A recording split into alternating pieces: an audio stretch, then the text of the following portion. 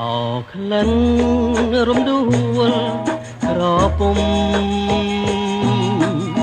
ធ្វើឲ្យខ្ញុំក្រៀមក្រំអាឡ័យសូបិនឃើញស្ងួនរាល់រាត្រីឡងឆ្លើយសំដីក្នុងន័យស្នេហាអោក្លិនក្រពុំដួងចិត្ត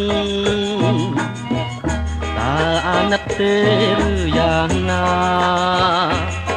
5ម៉ោងកុំឲ្យបងខ្លោចផ្សា